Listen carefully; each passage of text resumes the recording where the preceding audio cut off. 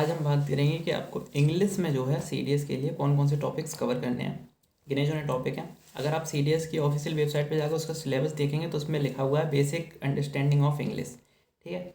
और आपने अगर पुरानी वीडियो देखी है तो उसमें भी मैंने बताया हुआ है, बट इसमें जो है मैं थोड़ा सा डिटेल में डिस्कशन करने की कोशिश करूँगा कि कौन से टॉपिक कब आए हुए हैं, आपको कब क्या करना है, ठीक है। तो सबसे पहले बात करते हैं पार्ट्स ऑफ स्पीच की। पार्ट्स ऑफ स्पीच जो है लगभग लास्ट के 5 टाइम से लगातार आ रहा है, 5 बार से लगातार पार्ट्स ऑफ स्पीच आ रहा है। उससे पहले 1-2 बार गैप हुआ है, उससे पहले आया हो तो पता नहीं, लेकिन 5 बार से लगातार आ रहा है। उससे पहले गैप हुआ है, ठीक है। लगभग उससे पहले 2-3 साल का गैप हुआ है, तब से नहीं आया था, तो शायद अभी से स्टार्ट हुआ है। तो लगभग 5 टाइम से जो आ रहा है पार्ट्स ऑफ स्पीच। 10 क्वेश्चन आते हैं, 10 मार्क्स के नहीं, 10 क्वेश्चन आते हैं। 120 क्वेश्चन हैं, 100 मार्क्स के हैं। तो पार्ट्स ऑफ स्पीच काफ़ी बेहतरीन क्वेश्चन, आपको 10 में से 10 नंबर ला सकते हैं। बट एक काम करिए, 10 में से 10 नंबर लाने के लिए पहले जो 50 पीवाई क्यों हो, क्योंकि 5 बार से आ रहा है, उन सबको लगा के देखिए, है ना, कितने नंबर आ रहे हैं। उसके बाद में आप प्रैक्टिस करेंगे उसी के बेसिस पे, क्योंकि इंटेंसिफायर जो इस बार आया था वो पहले भी आ चुका है, ठीक है। तो पीवाई क्यू जरूरी होते हैं। अब बात करते हैं S1 to S6। लगभग हर टाइम से आ रहा है, पता नहीं कब से आ रहा है और आ ही रहा है। बच्चों का सबसे ज़्यादा दिमाग ख़राब करता है, साथ में मेरा भी, है ना। S1 to S6 मतलब सेंटेंस रीअरेंजमेंट की बात कर रहा हूँ मैं। 10 क्वेश्चन इसके भी आएंगे, कभी ज़्यादा भी आए हुए हैं, बट लगभग अभी देखा जा रहा है जो ट्रेंड फॉलो कर रही है सीडीएस, वो 10 क्वेश्चन ही आ रहे हैं, ठीक है। तो आपको इनमें जो है मैं ये बोलना चाहूँगा कि आप इनको करने में आपको टाइम लगता है, बस यही दिक्कत है, ठीक है। आप कर पा रहे हैं, नहीं कर पा रहे हैं फिर तो पूरी दिक्कत है। अगर कर पा रहे हैं और टाइम लग रहा है तो आप इनमें टाइम दीजिए। 20 क्वेश्चन 20 मिनट में अगर आप 10 क्वेश्चन कर रहे हैं तो आई थिंक सही है। S1 to S6 कोई दिक्कत नहीं होनी चाहिए।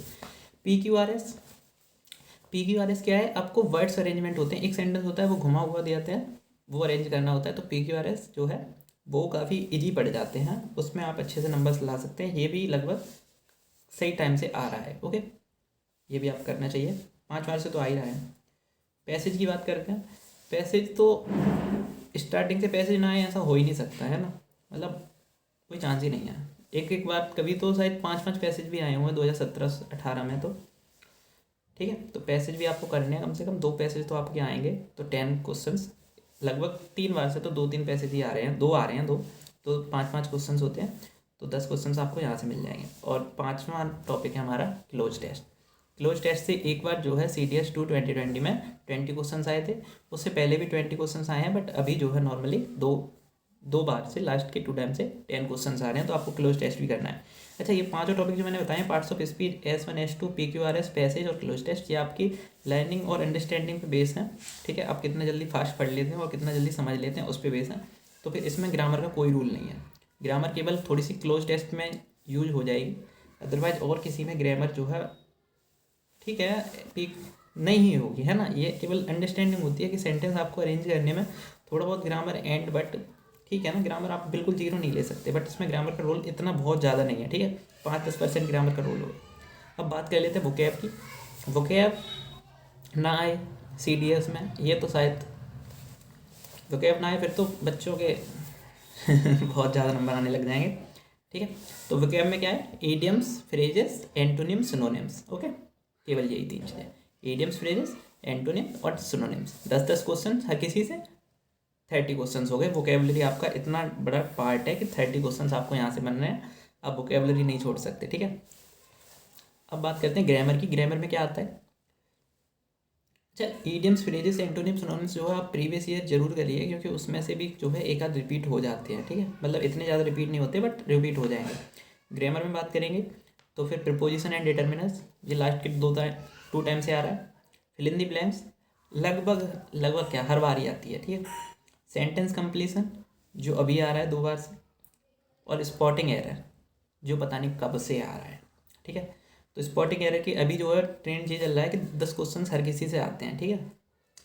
तो फिर आपको इन सब पे भी ध्यान देना है कि ये सब ग्रामर का पार्ट होगा। फिल इन द ब्लैंक्स वगैरह, फिल इन द ब्लैंक्स में आपको कोई टॉपिक नहीं है, ग्रामर बेस्ड पे होंगे, आपको बताना है। प्रीपोजिशन एंड डिटरमिनर्स, ये भी फिल इन द ब्लैंक्स के रूप में होंगे।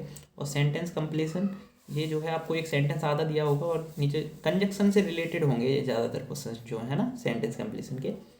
और स्पॉटिंग एरर जो है वो तो आपका सबसे फेवरेट टॉपिक होगा, जिसमें आप बहुत ज़्यादा टाइम लगाते होंगे। अगर आप स्पॉटिंग एरर का छोड़ देना तो फिर आपका बहुत काम ज़्यादा आसान हो जाएगा, मेरा मानना ये है। बट अगर आप इसे छोड़ देंगे तो बाकी सब टॉपिक पे असर होगा, तो इसे छोड़ नहीं सकते, है ना। तो ये दिक्कत है। तो आप स्पॉटिंग एरर जो है वो आपको करना है। तो 12 टॉपिक जो मैंने बताए हैं वो काफ़ी इंपॉर्टेंट है, ठीक है। उसके अलावा एक्स्ट्रा मैं आपको बताना चाह रहा हूँ कि एक तो है स्पेलिंग एरर, ये CDS 1 2021 में आया हुआ है और उससे पहले भी आया हुआ है। सॉरी, CDS 2 2020 में आया था और उससे पहले भी आ चुका है स्पेलिंग एरर। स्पेलिंग दी होती है, आपको एरर फाइंड करना है कौन सी जो है करेक्ट है या फिर कौन सी जो है करेक्ट नहीं है। आपको यही फाइंड करना होता है कौन सी करेक्ट है, ठीक है। 4 स्पेलिंग दी होती थी, लगभग सेम थी, लगभग सेम जैसी होती थी, ठीक है। तो स्पेलिंग एरर आपको करना है। डायरेक्ट इनडायरेक्ट जो है वो भी पहले आया हुआ है, और एक्टिव पैसिव ये आपको बेसिक है, आप इन्हें लास्ट में कर लिए भले ही, बट करिए, ठीक है। और स्पेलिंग एरर आप लास्ट में क्या करेंगे यार, स्पेलिंग एरर तो केवल आपको स्पेलिंग्स पे ध्यान देना है, ओके। और एक्टिव पैसिव और डायरेक्ट इनडायरेक्ट इनको आप लास्ट में भले ही टाइम दीजिए 5-10 दिन का, बट इन्हें भी करके जाइए, ठीक है, कभी भी आ सकते हैं। तो ये 15 टॉपिक हैं, आई होप आपको समझ में आए होंगे, ठीक है। बाय। आपको वीडियो पसंद आई हो तो आप वीडियो को ज़रूर लाइक करिए।